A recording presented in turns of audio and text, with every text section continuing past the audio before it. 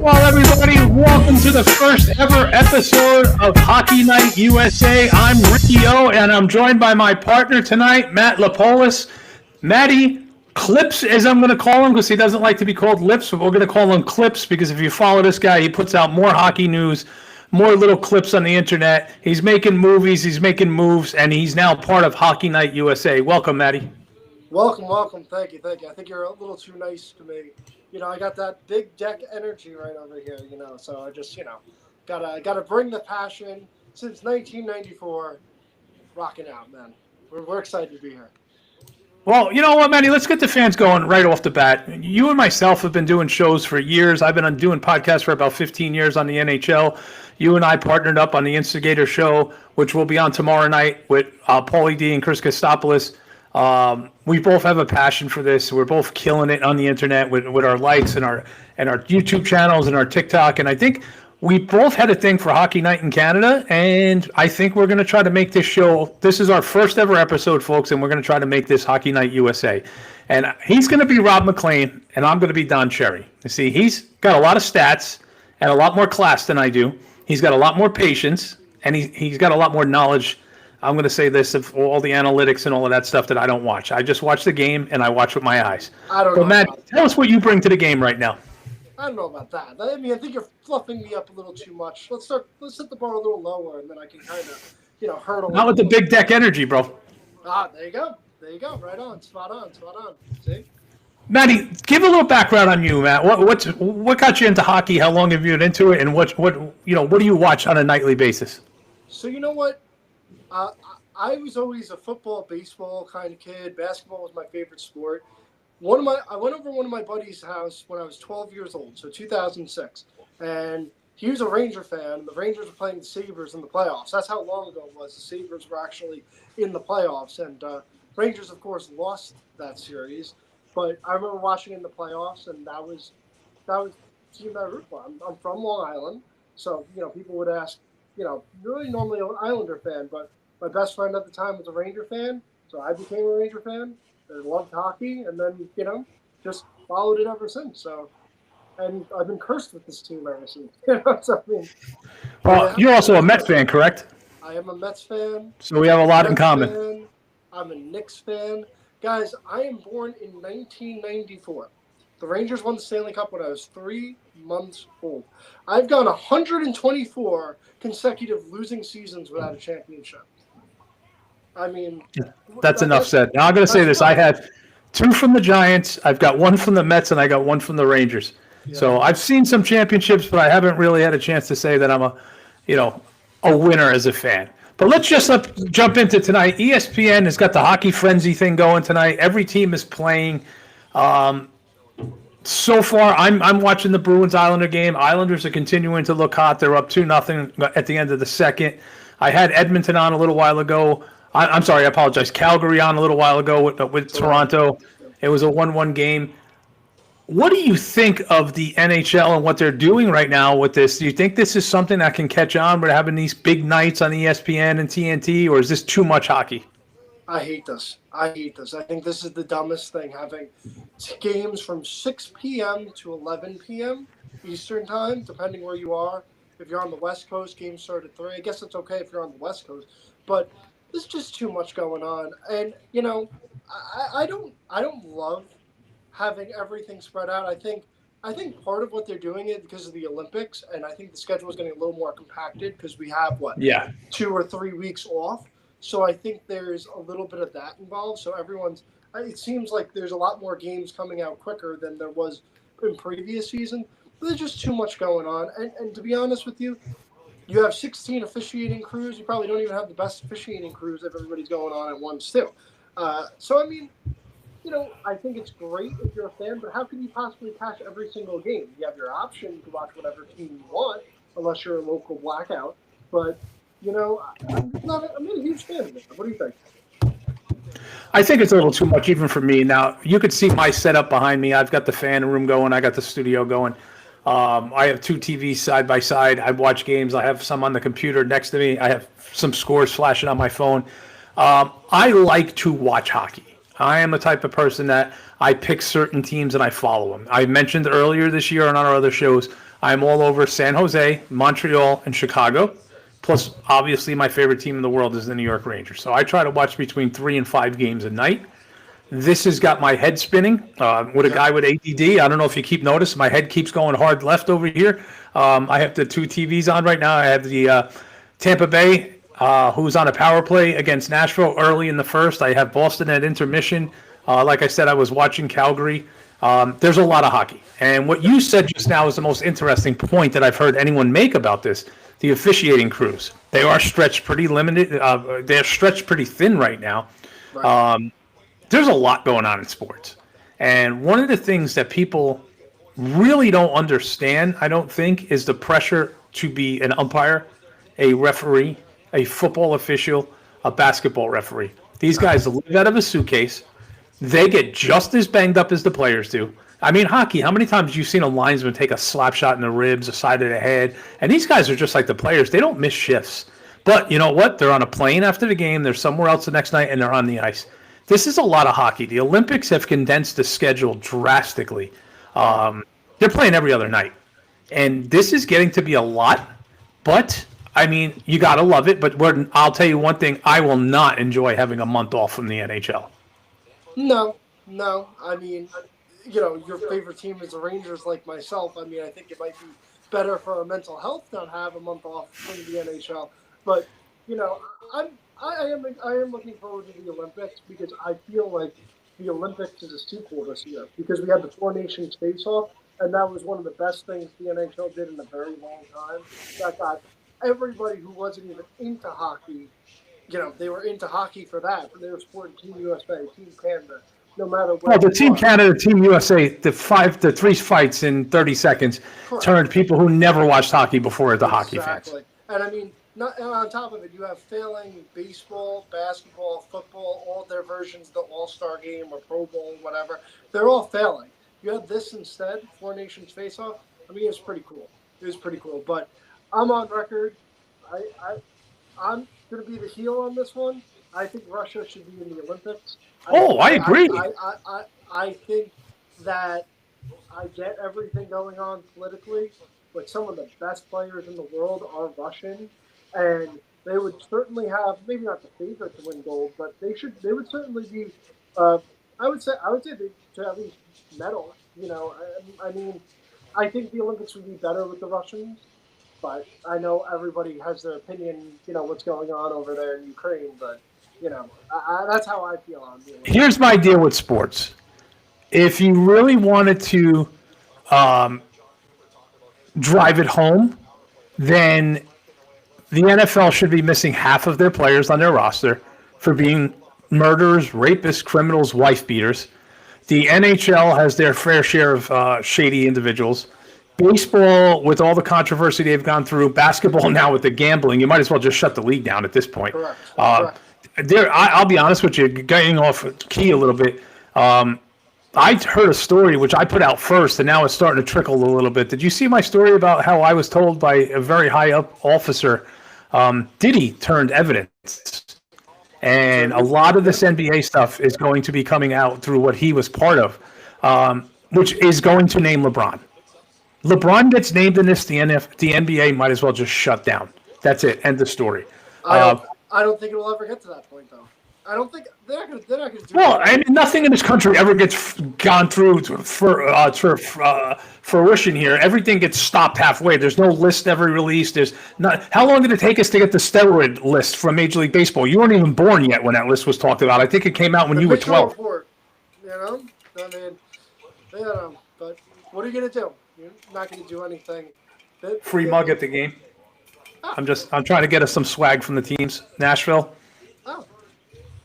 Kudos to them. All right, I'm going to get us back on track real fast. I'm going to get us back on track. I want to say I 100% agree with you about Russia. It's not the Olympics. The Olympics are about sports. It should not be about politics. Right. You're talking to somebody who witnessed baseball being boycotted, USA teams not getting to play in Olympics because of things. And it always boils down to, if the politicians could sit in a room and eat dinner and spend billions amongst themselves, then the kids should be able to get out and play sports. And at this point, we're not talking about kids, it's NHL players. Unfortunately, it's not the 1980 U.S. Olympic team. But people watch this, and the best athletes in the world should be taking part in it, in my humble opinion. Everyone's going to have their opinion. Some people are going to like it, some people aren't. But you know what? I think it would increase ratings. I mean, Russia, Canada, Russia, U.S., Russia, Finland, Sweden. Absolutely.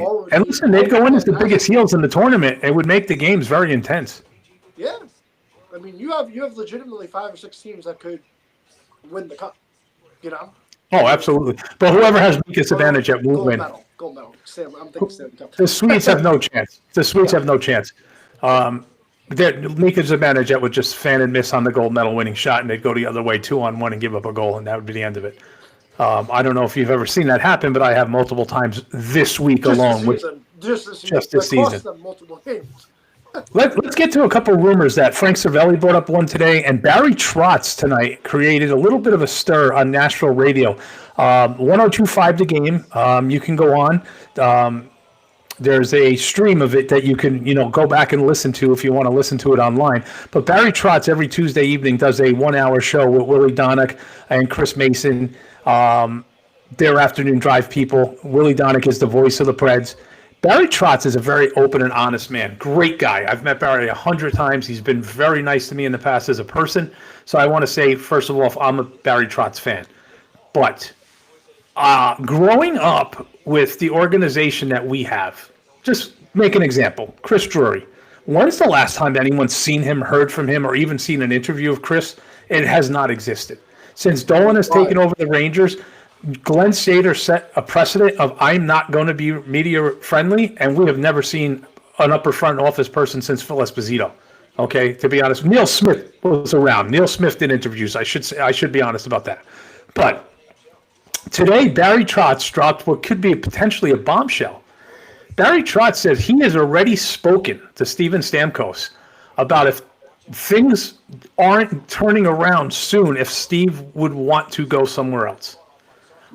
The honesty of the interview, was amazing. He said, I don't want him to leave. I want him to get red hot and fall in love with being here and want to be here. He also said, it's hard for a player to make adjustments when he played in somewhere so long and was such a hero somewhere that his exact words are going to build a monument and a statue to him the day he retires to break in with a different organization. What is your opinion about, first of all, Stamkos, the awful season he's having already? He's got 3 points. And do you foresee someone like him being able to be moved this year, or do you think that he is just not fitting in Nashville, but they're stuck with him? Well, real quick, you mentioned Barry Trotz. I actually met Barry Trotz a couple times when I worked in a pizzeria in Long Island, and when he was coaching the Islanders, he got exactly what kind of pizza you think he got: pepperoni, sausage, meatball, on a pie to go. I've met him a couple times. Great guy. Obviously a great coach in Washington. He was the best coach the Islanders had since the 80s. He brought that franchise to back-to-back conference finals. So I want him to succeed in Nashville. Nashville had a disastrous season last year. They were the free agency winners of last year, not just Stamkos. They got Marcus Gasol. They got Brady Shea. Everyone thought after they made the playoffs in 2024 that they'd add these free agents and all of a sudden they'd take off and they'd take that next step. They failed miserably. And then this year, not a great start either. A little something that you might not know, Matt, that got me in a lot of heat over here in Nashville. I got banned from a couple different radio shows. I had all 3 contracts to the dollar 3 days before they were signed for each of the players.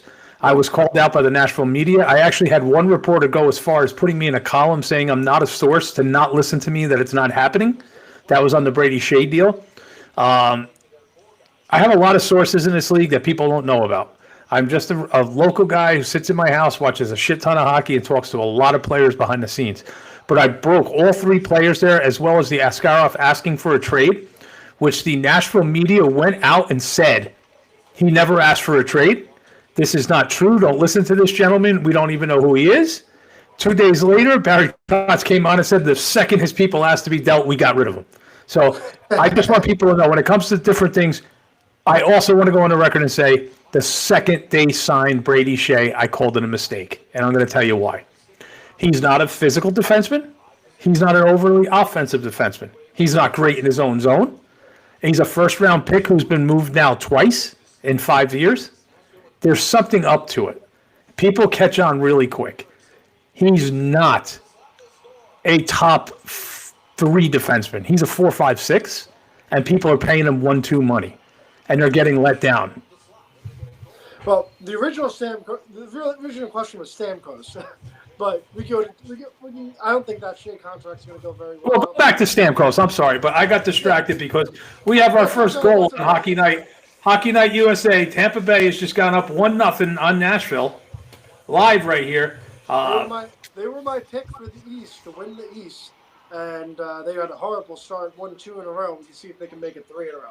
Back to this Stamkos' former team, Tampa, and now current team, Nashville. That contract is totally moving. Even at $8.5 million, the cap is going up. Nashville's probably going to have to eat some dollars, but I think to have a 2-time Stanley Cup winner who's been to 4 Stanley Cup finals, I think somebody will gamble on him. Somebody with cap, somebody you can slot him right in. Think of a team like Montreal. Maybe they need a little more playoff. They really talked about Crosby. Crosby's not going anywhere as long as the Penguins are playing well. I mean, Montreal, that's a pipe trick. But you can get another Canadian that's a 500-goal scorer in Stamkos, put him on one of the top 2 lines, add a little experience there. They have the cap for it. You look at Carolina; they're in a great cap situation. Stamkos can be moved, but I think it's someone who's going to take a flyer on it. I think it's going to be kind of similar to, if you remember a couple of years back with Kuznetsov, when he got traded to Carolina for like a 3rd-round pick, where he had, just Carolina just had the cap. It was almost like a cap dump and they kind of just said, okay, he's having a terrible year in Washington. Let's see what he can do. So it's not going to be high value. I don't even think he's going to be a second in return. I think, if you get Stanford, you're going to have some dollars, maybe get a 3rd-round pick back because he's just playing that bad unless he beats up or something. I think it's going to be a very, very interesting trade deadline this year. I think injuries are going to play a key part of it. I think the playoff cap is going to play a huge part in it.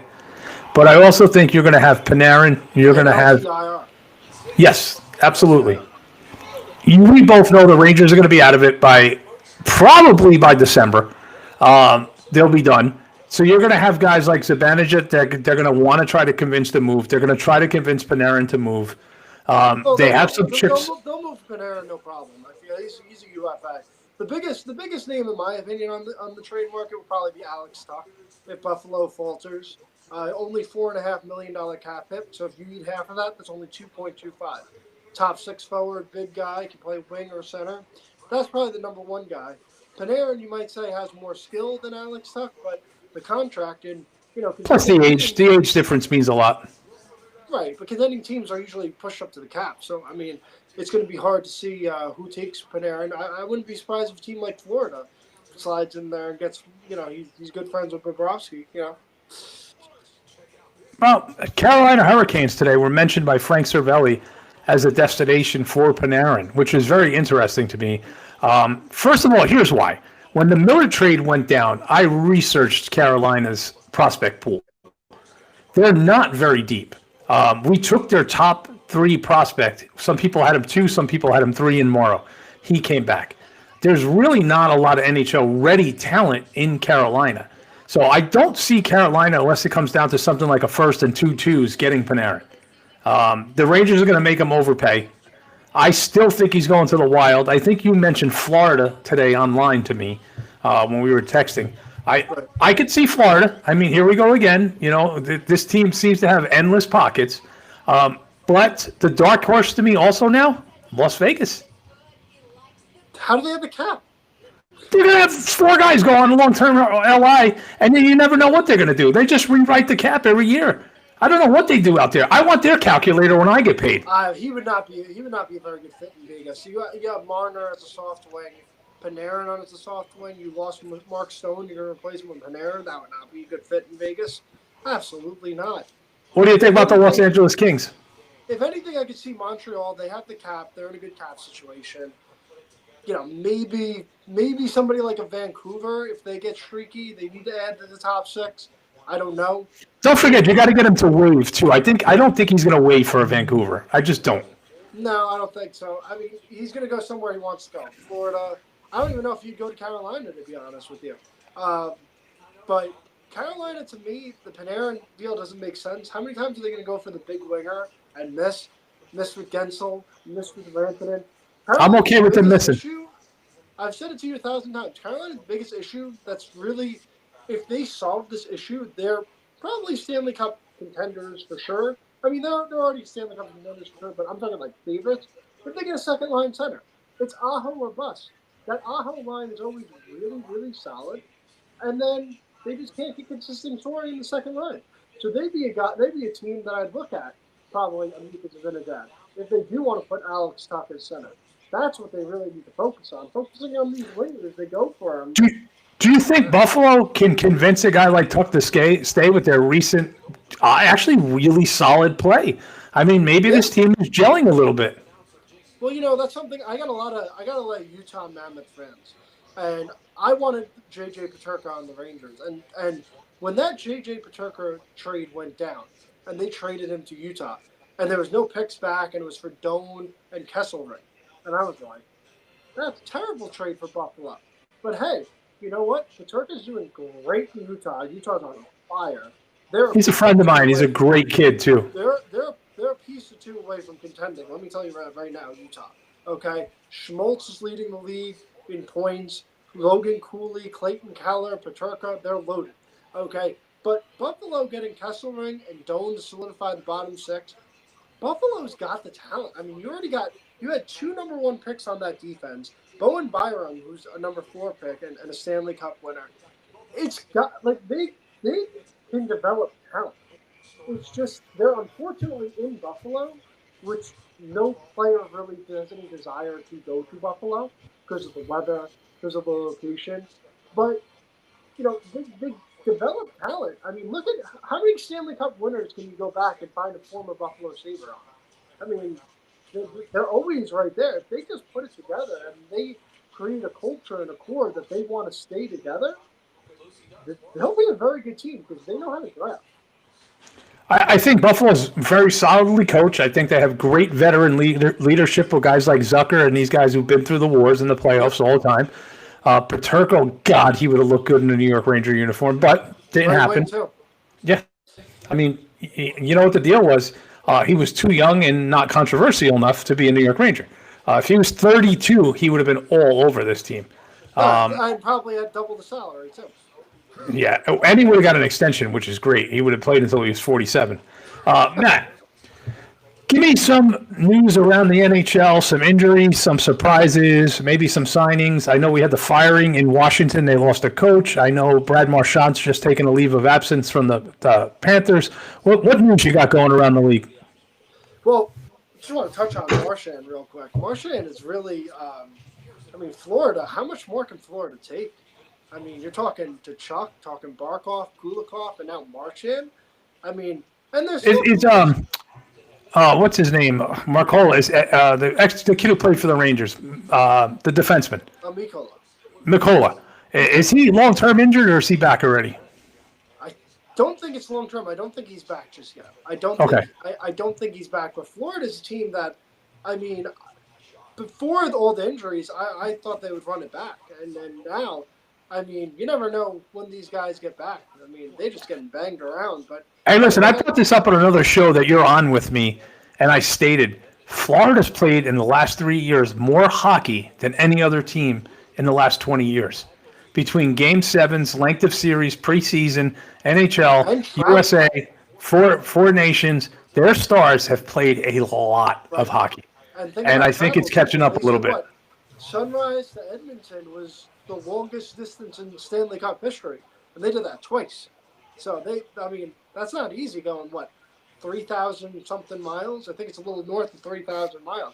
So they played a lot of hockey. Speaking of Edmonton, Connor McDavid, 1 goal.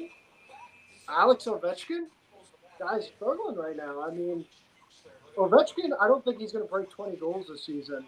And McDavid, I don't know what's up with him. I mean, he signed the contract for less. I don't know if he knows that he still has to be Connor McDavid. He can't play like a $12.5 million player. He should be playing like a $20 million player like he is. Slow start. I've watched a few Edmonton games this year. He's passing up a lot of opportunities. He's passed first this season, which is, it's obviously a good thing for the team. But he's not being selfish enough right now. I've watched it. He's not taking shots. He's moving away from the net instead of going to the net. He's playing a little bit different right now. Maybe something's up, maybe not. Maybe he's settling in. Maybe the contract would wait a little bit on him, and he's got to settle into being back up there. But he'll straighten out just fine. But you just said something that's really interesting to me. You don't think Alex is going to break 20 goals this year? I don't think he's going to break 20 goals this year. I think he metaphorically blew his load last year. They force-fed him all the time. They wanted him to break the record. He has a sensational year at his age. But wow, Kotze's rubbing off on you. I think this year is just a kind of kumbaya year. He's on the last year of that big deal. I don't know. I mean, that's just my bold prediction. And if he does break 20, I don't think he gets north of 25. I don't see it. But there's one thing I want to ask you. One of the trades that went down a couple of days ago.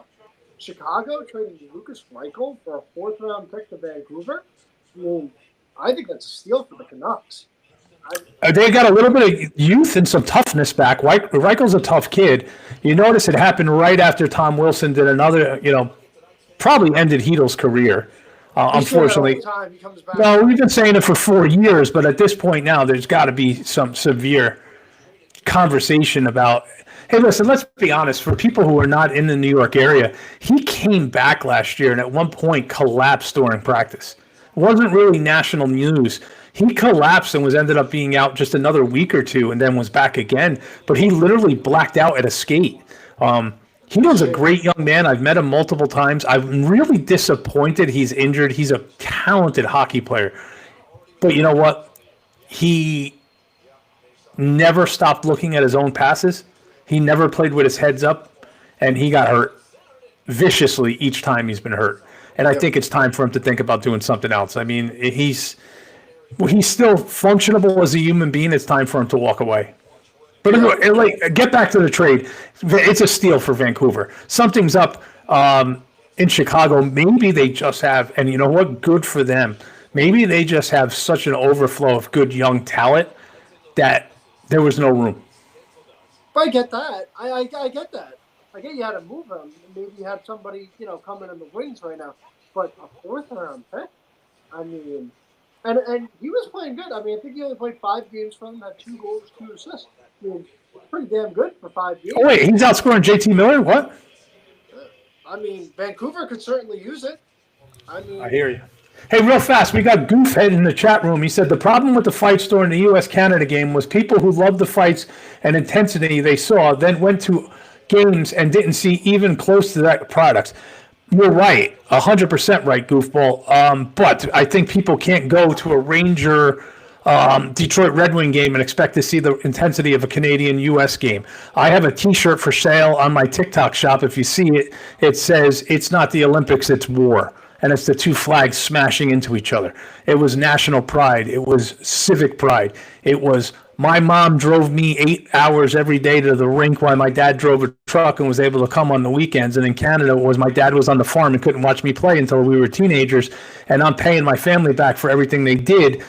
Unfortunately, the NHL, it's $12 million guy versus $11 million guy who's making wine, and he wants to get a bottle, so they don't want to hit each other. And the NHL has become really watered down. But I will say this season, the intensity in the NHL is back.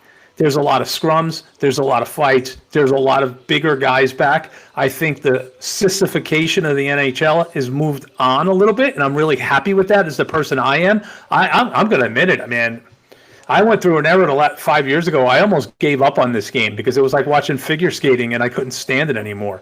But the physicality is creeping back into the game. I hope you watch games now and not expect gang fights. I love a good scrap. I mean, unfortunately for me, my favorite player, Matt Rempe, God only knows what's wrong because we can't get a commitment from any NHL source or even New York media to say, is this a concussion? Now, I've heard a broken eardrum and I heard a broken wrist. So I'm not sure what's going on with the kid. It's two completely different things. Here's what I'm going to say with Rempe. People are all over Rempe. If you go on Twitter, he might be the most hated guy in hockey since Dave Schultz. People think this kid's just a dumb goon. They don't watch the game. He's playing power play time. He's been doing really well. Rempe's a terrible fighter. Okay? People who want to see the kid fight are wishing him death. He's not a great fighter. I'm going to cut you off. He's a terrible fighter, but he's got a set of cojones. Oh, bigger than his legs. Of course he does. What I was getting to with Matt Rempe is he didn't try to blindside Reeves. You can make a case about some dirty hits that he had throughout his career, but he squared off one-on-one with Reeves. He took 2 bombs and he got back up, and I'll tell you what, at the end of the fight, he was winning the fight. He got him towards the end. He did get him towards the end. And Reeves knew that he got him in the end. He even said they planned that out and this and that. And credit to Rempe because he's trying to spark this lifeless team that I don't think a lightning rod could spark them at this point. But, credit to him. He tried to fire the team up. And, I mean, I don't know. Where I was going with it was they showed him in the penalty box and he was okay. Like, he wasn't groggy. He wasn't, like, head down, shaking his head or anything like a concussion. He was talking to Reeves, and they were going back and forth at it. Somebody there said that when he was skating off, someone said he was holding his arm. I don't know. I wasn't there. I'm in Nashville. But I wish you'd get better reports on injuries in the NHL. I just come out and say it's an arm, it's a neck, it's a shoulder. He blew his eardrum out. And if it is a concussion, that's it. That's all you got. Why aren't people talking about Connor Sheary only being the Rangers in the NHL due to his wife being Coach Mike Sullivan's niece? He's on the number 2 power play, next man up in the next 2 lines. Connor Sheary is the least of our worries right now. Okay, JT Miller, as a New York Ranger fan the other night, proved everything I've said, and he could back me up. This kid, Matty's been on all the shows with me. I said there's something wrong with Miller at game 1. He's not engaging, okay? He's not physical. He's getting pushed off a puck. He's showing 0 core strength. Whatever happened to him in the preseason is not healed. If he's playing with a brace, if he's playing taped up, whatever it is. And the other day, watching that man almost puke on the bench in Calgary on a 1 minute and 37-second shift is very suspicious to me. There's something wrong with this team. The Rangers are hiding injuries to Miller. They're not gelling. They're not. Listen, let's be honest. They ran into 3 red-hot goalies in a row. They could have scored 6 goals on Charlie Lindgren. It was one of the best goaltending performances I've ever seen. Okay? And Skinner was great, too. I'm sorry, Skinner was excellent also, 100%. And then I forget who the next game was against. They played Toronto. He played fantastic too. So the Rangers have gotten chances. Listen, Connor Sheary, Chris Kostopoulos makes a great point. Give these guys 10, 15 games and let them weed themselves out. He's a great depth signing. He's not hurting anybody. I'd rather have him in the lineup than certain people. I don't want to get too deep into it. I get too personal and I have an attack. I think Edstrom should be getting first-line minutes right now. If you need to bump a kid up and you want to see somebody get an audition, give the kid an audition. Enough with the bullshit, okay? I didn't want to get to where I'm going to get right now, and he knows I'm losing my temper. Adam Edstrom deserves to be a top 6 winger on the New York Rangers right now with injuries and the fact that he has had more scoring chances. It also leads me to say this. Sam Carrick needs to get locked up immediately for next season. Lock him down immediately if you're a New York Ranger fan. This poor guy has killed penalties, scored goals, had more chances than any center on the organization. He wins faceoffs. Tonight, the 4th line, having Parsonen on it. Why is Otherman scratched for the New York Rangers tonight? Could you answer me that, God's plan? Hey, Goofhead, are you still in here? Can anybody tell me why he scratched tonight? Why did you bring him up? You bring him for 1 game. 1 game. I mean, listen, getting back to your JT Miller point, he got hurt in the preseason. And I called him out. You heard me call him out. I said, you put the C on his chest. You made him captain because he's fire. He's an enigma. He's in a lightning rod. There's no fire right now. And you said he's breathing heavily. I honestly think he might have a cracked rib or something like that, because he's breathing heavily. If you ever crack a rib, that's very hard to breathe. Or you're just out of shape because you can't skate on your knees on your days off. Yeah. And you're 32 years old and you're injured and you're not 21 anymore and it's not healing as fast as it used to. Right. right? Well, I mean, Okay, look, so we got a breaking news. We have Boston just went ahead of the Islanders 3-2 on Hockey Night USA. Let's go Bruins. I'm not a big gonna- Boston Bruin fan my whole life, actually. WSBK. Derek Sanderson used to love the Bruins as a little kid. Anybody who beats the Islanders is good in my book. Getting back to the Rangers real fast. I'm a bad Ranger fan. I can't truly hate the Islanders living on Long Island. Man. No, bro, I don't want to hear that. If you and next thing you're going to tell me is you eat pineapple freaking pizza, and then we're really not going to be friends. Pineapple pizza's fantastic. You ever see Hawaii? You're done. Get annoyed? Matt, goodbye. It was nice talking to Maddie. People seem upset to you. We will have audition for a new host next week on Hockey Night USA. Maddie's been cut. That was short-lived. Oh man! Getting back to this Ranger topic. I mean, it's rinse, wash, and repeat. It's rinse, wash, and repeat over and over again with these veteran coaches that are here to win now, and they always play the veterans. And we got the guys signed. And you know, if you really want to rebuild, you got to suck. You got to be San Jose. You got to be Chicago. You got to be Montreal. You just got to flat out suck for 2-3 years, not sign any big guys, and if you do take big salary, it's got to be cat dumps that's attack the second or third or first round pick that you take on with you. You know, you look at Utah. They have the Rangers' second round pick. Why do they have the Rangers' second round pick? Because they have they took Patrick Nemeth's contract, which is only $2.5 million, and they got a second round pick for it. Now the Rangers are going to suck this year, and they're probably going to have a second round pick in the 30s, right? Which is almost like a first round pick. So that's what you have to do. If you're any team that's rebuilding, you have to just flat out suck. I said this about the Rangers. Washington is in a kind of similar position. I mean, they have Pastrnak, which is basically a Ferrari in a halfway house right now. That's what Pastrnak is. You know, they already traded Carlo and Marchand. Boston probably needs to kickstart, needs to rebuild. But the Rangers and Boston are probably the two worst teams in position in the National Hockey League, and I'd say the Rangers are worse than them. Yeah, Boston at least has Pastrnak and McAvoy, and those are decent trade assets. Rangers don't have any decent trade assets right now. I can't argue a single point that you just said, to be honest with you. Now, real quick, I just flashed something up on the screen. This is just me talking.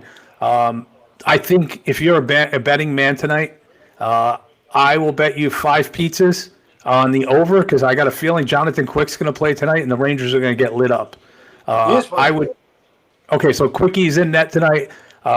Vancouver, they've got injuries. Vancouver might do that by themselves, guys. Just letting you know. Yeah, I'm saying Vancouver 5-3 tonight is my prediction on the game. So I think that it's the over. And listen, guys, we're going to make something clear here. We're not sponsored by any betting sites, anything like that. We don't want anybody losing money. We're just talking for fun here. But I mean, if I was betting tonight, I would say the Rangers are they're going to cover the over tonight. Very low. I would jump on that, people. Yeah. Now, getting back real quickly to the NHL, we were talking about a couple different things here, but we got off topic with the Rangers. There is some players around the league this year that are just off to fantastic starts. Young guys that were drafted first overall. Let's talk a little bit about Celebrini, man. Wow. That's a number 1 overall pick right there. Yeah, I mean, everyone talks Celebrini, Bedard, and you could obviously say Celebrini is better than Bedard right at this point, but Celebrini's playing himself into the heart. I mean, he might crack 100 points this season as a teenager, which would be mind-blowing if he could. What is his prime going to be like? Okay? Celebrini has Connor McDavid-esque potential. I don't know if he'll be Connor McDavid, but Connor McDavid in his prime, Celebrini in his prime, he can certainly. Who's that kid playing next to him too? Will Smith? McKinnon when he's on his game, he's right there with McDavid. Nathan McKinnon. Okay? Celebrini has the ability to do that. Bedard, they compared him to McDavid. Probably Celebrini's closer to McDavid than. I mean, Celebrini might be more like a Crosby. I mean, San Jose is going to be so good. They've just stacked prospects, man. if they're bad this year, and they can get top 3, and they can either get Gavin McKenna or a top defenseman in this draft. I mean, people don't even talk about Michael Misa, who was number 1 overall. He was projected to be number 1 overall before Schaefer just completely kind of took over. And Misa's starting to come around too, and that's already your 1-2 punch. They are just loaded. They'll have plenty of cap space. San Jose is going to be very good. Chicago's a little bit ahead of them. Bedard gets a lot of, they compare him to Celebrini, he gets a lot of hate. Bedard isn't bad by any stretch of the imagination. He's going to have a great year this year. But Nazar over in Chicago, being that second option, that second line center, he's really stepped up, and that's why Chicago's off to a good start too. So those two teams are going to run the West, and I think Montreal and Ottawa, I think those are the two teams that are going to run the East. Ottawa's playing really, really well, 14 goals in the last 2 games without Brady Tkachuk. That offense is loaded. Fellow Long Islander Shane Pinto, he's playing really well. Got to give him a shout out to my fellow Long Islander there. I like a lot of Ottawa a little bit more before the season than Montreal, but I think the future of the NHL is San Jose, Chicago in the West. That's going to be like Chicago, LA in the early 2010s. I love the San Jose Sharks. I like what they've done, and I'm going to say this, and people are going to look at me and go, what are you talking about? I absolutely love one acquisition that they made this year, and you know where I'm going with this. Getting Ryan Reeves on the San Jose Sharks. The best year that Alex Lafreniere had, his best friend on the team and bodyguard was Ryan Reeves. He brought an edge to Laffy. He pushed him in practice. He tried to teach the kid how to fight. He taught him how to go into corners. When the game would open, it was him, Igor, and Reeves at the front yelling release. And it was always Lafreniere and Reeves and Shesterkin.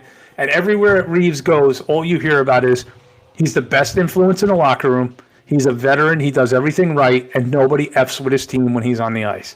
Nobody's touching those kids. Nobody's touching those kids or they're dead. Plain and simple. All right, he proved it the other night. He's still a top 2 fighter in the league. Olivier's number 1, Reeves is number 1A. Okay, you got Wi-Fi, you got a bunch of guys all up there challenging, but you know what? I'd still take Reeves on my team any day of the week, any day. He's got 2 goals, more than Connor McDavid, right?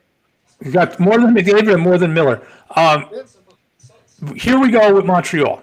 The Montreal Canadiens are 100%. I called it beginning of the year, my sleeper team this season. There's so much talent on that team. They've got toughness. They've got speed. They've got big horses that go and stand in front of the net. They've got guys that can clear the front of the net. They've got above average goaltending right now. This team, above average. I didn't say great. I said above average. Average. If they can put the pieces together, Montreal in 2 years is going to be a powerhouse. And by powerhouse, I mean 5 years Dynasty? they'll contend for the Stanley Cup. Dynasty? This year they're going to make the playoffs. They're not going to win anything. Maybe win a round, but they're not going past the second round. I disagree there. Next year, second or third round. And in 2 or 3 years, they're going to be a prominent Stanley Cup contender for the next 3 to 4 years. You have them capped at the second round? Yes. Okay. I don't say it's going to happen, but what team in the East is head and shoulders better than Montreal right now? New Jersey. New Jersey. I hate to say those words. Look behind me. You think I want to say that? Do you think I have one bone in my body that likes that team?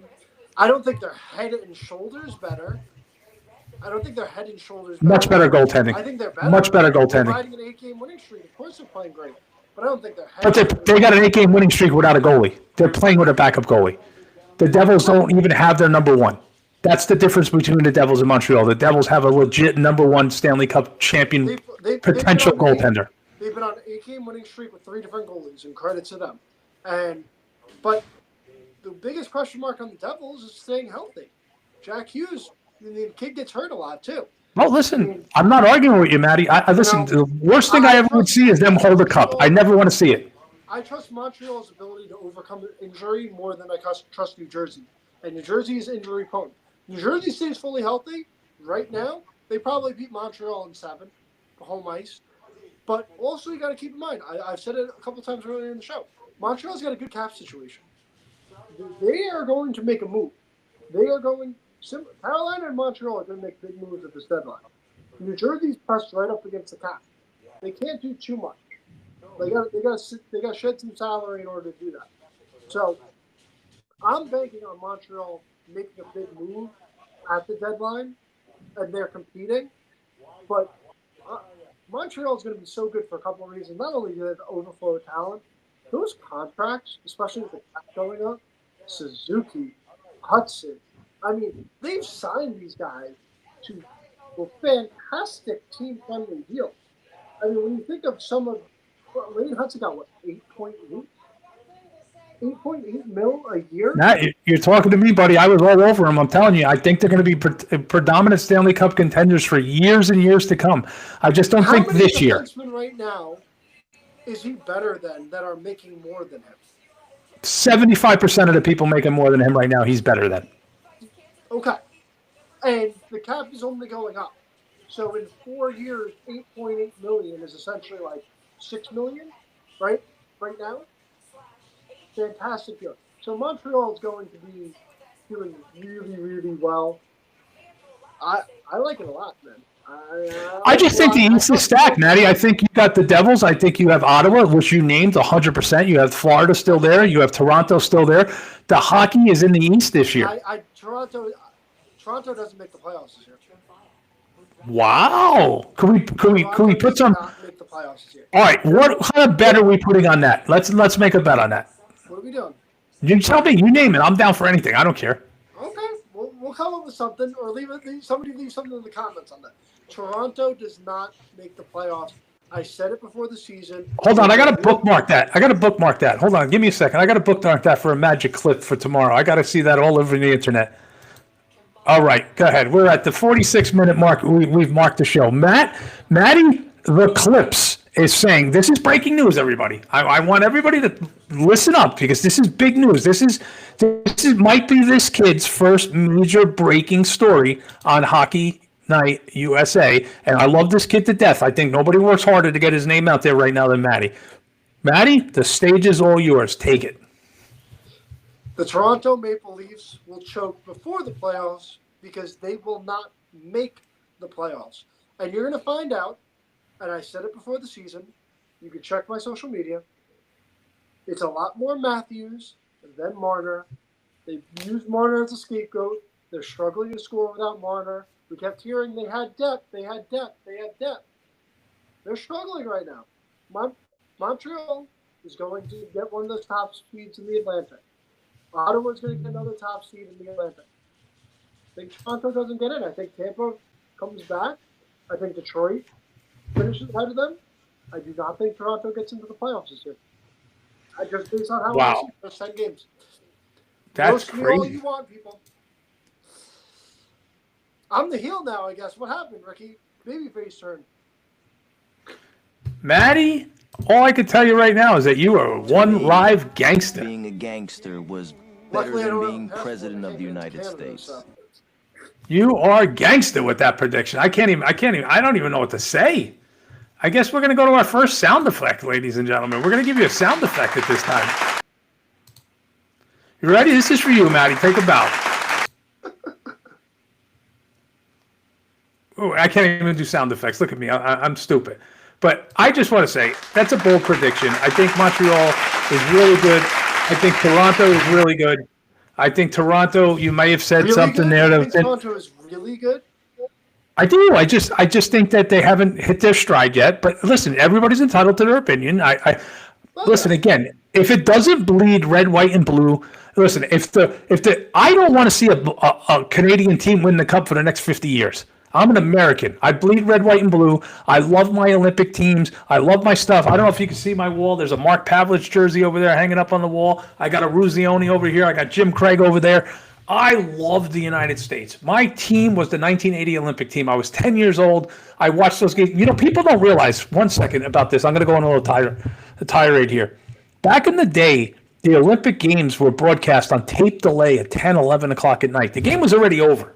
There was this thing called Sports Phone, 976-2020. You used to dial it on your phone. It was 20 cents a minute, and it would give you all the scores. So you would call Sports Phone to find out the game was over. USA wins 3-2. And then you'd stay up and watch it as a 10-year-old. My parents would think I'm in bed. I had a 10-inch black and white TV. The minute they went in their bedroom and shut the door, I snuck the TV under my bed blankets and watched it on a TV like this. They won the gold medal. I was in Cangelosi's Deli, not Italian whatsoever, Cangelosi's Deli in Lodi, New Jersey, getting my dad a pack of cigarettes when Eruzione scored the goal against Russia. I watched it on the TV in the deli. You got to understand, and it's national pride. F Canada. Look, read between the lines, Canada. The only good thing about Canada is Don Cherry. Don Cherry, God bless you. You are the inspiration for this show. You're the inspiration why I do this. Fan? I'm not a what? Poutine? They're called disco fries. Saddlebrook Diner in New Jersey. In Long Island, you get them too. Brown gravy and mozzarella. Disco fries. F poutine. The New York Rangers don't win the cup. I want to see any other team in the league that's out of the United States win the cup. I rooted for Florida. I'll root for LA. I'll root for the Montreal Canadiens. If it's a Canadian Edmonton series, I'll root for Montreal because they're on the East Coast and they're almost in America. I don't like Canada hockey. That's so hypocritical. Why? Because they're close to the East Coast. They're closer. They're like New York. They're like 18 minutes out of New York. Canadian. No. Montreal's a beautiful city. I've been there. Oh, come on. Great strip clubs. If anything, I'd root for Edmonton. I'd rather Alberta. Why? Why? Just 3,000 miles away. Much more than Quebec.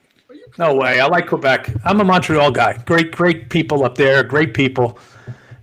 Almost like being in New York. They're like part of like northern New York. I'll tell you what, if Toronto does make the playoffs, we'll buy you a croissant. Go have fun. I'll make you a deal. Here's the bet.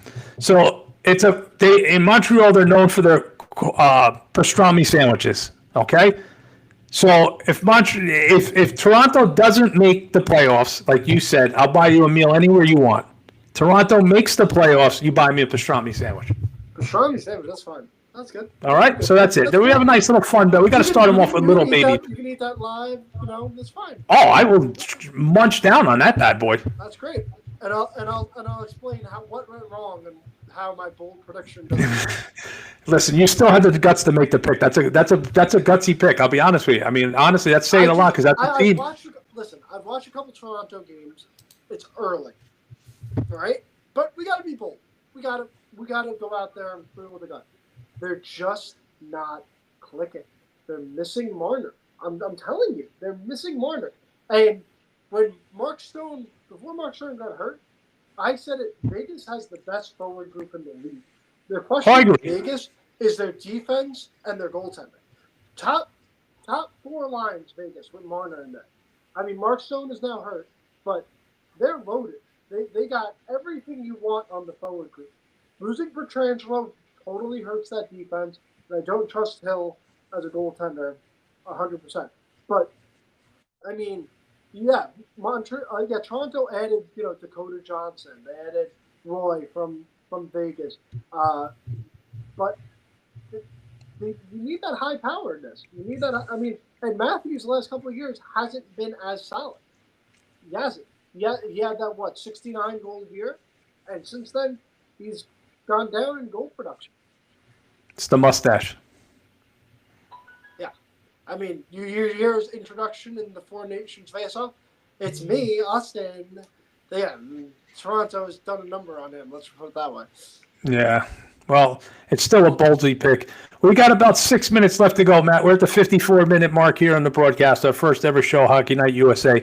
What do you want to touch on for the rest of the night tonight? What are your games to watch for the rest of the night? What do you got going on? And give me your 3 stars of the night, even if they haven't played yet. Who you're predicting to have a standout night tonight? Well, I mean, to me, I always like Tampa and Nashville. That game passed, but I mean, that's what's going on right now. I like Tampa and Nashville. I think that if JT Miller has any kind of gumption playing his former team in Vancouver, I think that he's going to have a good game. I think he's going to have 2 points tonight. JT Miller. Wow. I mean, I Boston beating the Islanders right now. Is that still they're still winning right now against the Islanders? That'll be a shock. I mean, there's so much to cover. You can't even remember every team. Let's see. How's Pittsburgh doing? They win tonight? No, they were losing the last I saw. I did not see a final. They were down to Philadelphia. Yeah, Philadelphia is another team Philadelphia. Everybody in the Metros is doing real well, except everybody in the Metro is better than the Rangers. You're right. Correct. Yeah. Correct. I can't wait to watch this game. I'll be honest with you. I'm happy we're ending soon because I cannot wait to watch Chicago-Ottawa. I think this is going to be the game of the night. I agree. This is going to be. You got Connor Bedard back in Canada.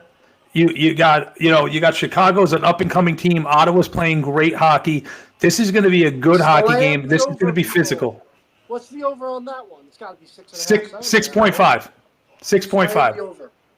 Yeah, you like the over? Slam the over on that. That's what I'll say. Yeah. I don't think Olmark played this. Sorry, did Olmark play? Olmark's playing tonight. No, he's playing tonight. Okay. Well, that affects it a little bit. But and my mistake. The game's in Chicago. My bad. The game's in Chicago, not Ottawa. One thing tonight with the Ranger game, I'm going to say Vancouver wins the game tonight, and you're going to see major changes with the Rangers. I think once this road trip's over, I think you're going to see people get sent down. I think Otherman's done. He's gone. This organization's done with him. He'll be dealt in the next 2 weeks. And you just tanked his trade value tremendously by bringing him up for one game. I mean, that shows you don't believe in him. I mean, if you were at least going to showcase him to trade him, freaking let the kid play. But you didn't even let him. Worst general manager in the National Hockey League, I'm on record as saying this, is Chris Drury. This is it. He's a GM like in a video game. Just moves people, this and that, telegraphs everything that he wants to do. Terrible. I just think he's terrible. He shows his hand way too early in deals. Yep. He won the Miller deal. That's the only reason I gave him a pass so far this year is the K'Andre Miller deal. The Rangers stole that trade. Everybody, Miller 2 goals the first night. He's had some good trades. I mean, the Kakko trade was a good trade. We got Morgan. I mean, getting off of Trouba, that was a decent trade. The Kreider trade is backfiring. I don't think Harry Terrence is going to do anything, and I think the Rangers, even though Kreider wasn't great for the team, they're missing him on the power play. You can't tell me otherwise. Chris Kreider should have been a Ranger to the day he died. He should have been the next Adam Graves, and the Rangers screwed Adam Graves also. So I'm not going to go on that tyrant tonight. But ladies and gentlemen, this was the first night of Hockey Night USA. I hope you come back. Thank you, Fathead. Thank you all the guys who were in the chat room tonight. There were some we didn't get to. Really appreciate this. I think we're going to come back Sunday evening at 7 p.m. if Maddie's available. Maddie's got a little Maddie running around, so we got to wait sometimes so he gets to bed. But we're going to come at you Sunday night after the NFL games. We'll get together, recap the weekend in hockey, and come to you once again with Hockey Night USA. Maddie, give them where they can find you on social media. Yeah, I got Facebook, YouTube, TikTok, Instagram, @Lips94. I try to recap 2 games every night on TikTok. I try to post a video, probably 4 or 5 videos on YouTube a week, post some shorts and everything like that. You get 3 or 4 videos a day out of me on YouTube and TikTok mostly. So if you guys love hockey content, I try to cover the whole league, and I give my unfiltered opinion, like Toronto and your pastrami sandwich you'll never have. Hey, Maddie, real quick. Everybody can find me at Hockey World Order on YouTube, on TikTok, Ricky Otazu16 on Twitter. Maddie, what do you think, real quick, of my little Laffy series so far? Circle. Can't wait till he's not a Ranger, and then you can't do it no more. Well, maybe. I got some good ones for tomorrow. If you haven't followed me, go to my TikTok, which is Hockey World Order. I have this little series. It's my little Peter Puck series of Little Laffy, which is little Alexei Lafreniere and all the places he travels to and all the things he does on his off time, which is not playing hockey successfully. So check us out. Ladies and gentlemen, it was great. Great first night. Go watch one of the 10 games that is left on tonight, and we're going to come back next Sunday evening, and we're going to talk some more hockey here on Hockey Night USA. And if you haven't had enough of Ricky and Lips, come back tomorrow on the Instigator Hockey Show on YouTube at the Instigator Hockey Show featuring Chris Kostopoulos and Paulie D. We'll see you tomorrow night. As for now, good night, guys.